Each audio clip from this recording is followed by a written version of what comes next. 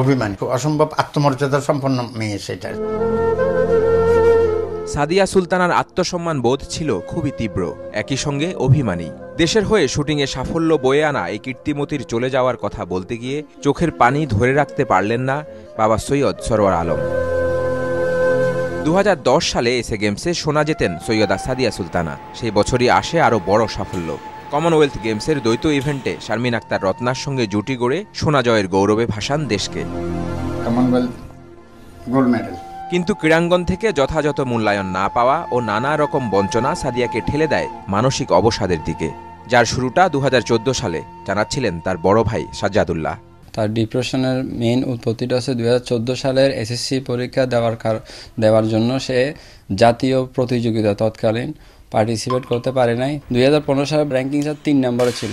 এই যে 3 নম্বর র্যাঙ্কিং থেকে একটা প্লেয়ার ওখান থেকে ওভারকাম করে ডেভেলপ করে যে একে আসবে, এই ধরনের মানসিক সাপোর্ট সংস্থাই বলি ক্লাব বলি, যে এই ধরনের সাপোর্ট দেওয়ার দরকার একটা প্লেয়ারকে কামব্যাক করার, এই সাপোর্টটা নেওয়ার কারণে আমার দীর্ঘদিন মানসিক আক্রান্তে ভুগছে এবং ওইখান থেকে বিভিন্ন অ্যাক্সিডেন্ট সংঘটিত হয়।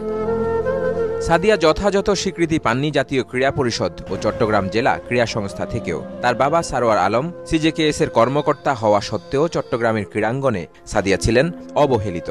সে সময়ের সিজেকেএস কর্তা সাবেক মেয়র আজম নাসির সাদিয়ার বিষয়ে ছিলেন উদাসীন। ওর ব্যাপারে কোনো ফেভারেবল কোনো কিছু দেখাই নেই।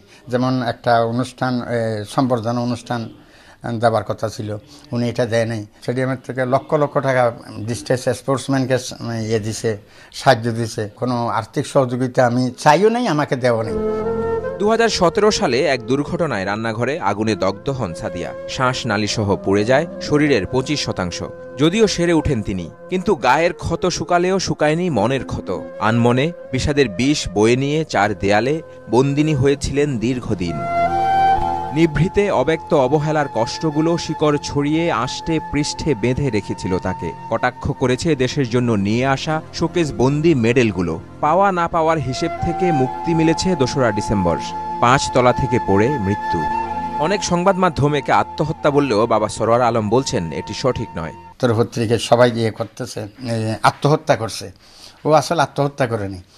আমার বাসার আমার রুমের ব্যালকনি যেটা আছে এটাতে মানে লোহার মানে যে রেলিংটা থাকে, অ্যাঙ্গেল থাকে, এগুলো নাই। তো সারাটা দিন বাসার ভিতরে পাইছে বলতে একটু বাতাস খাই, বাতাস খাবার জন্য ওখানে বসছে আর ওই রেলিংয়ের মধ্যে ও আর করতে পারেনি, ফিরে আসতে পারেনি। ছোট বোন আরেক শুটার সৈয়দা সাইমা সুলতানার স্বপ্ন ছিল বড় বোন সেরে উঠলে আবার একসঙ্গে ফিরবেন শুটিংয়ে, কিন্তু সে সুযোগ না দিয়ে বড় অভিমান নিয়ে সব অভিযোগ অনুযোগের ঊর্ধ্বে চলে গেলেন সাদিয়া। আমি যখন শুটিংয়ে প্র্যাকটিসে যেতাম ও বলতো এখন কিভাবে একলা শুটিং করবি। আমি বলছি না, আমি এখন আর যাবো না, তুমি ভালো হোক তারপর যাবো একসাথে। সাদিয়া সুলতানা রেখে গেছেন 2 ছেলে, জারিফ ও জায়ান। বড় হয়ে মায়ের মতোই ক্রীড়াবিদ হওয়ার স্বপ্ন বড় ছেলে জারিফের।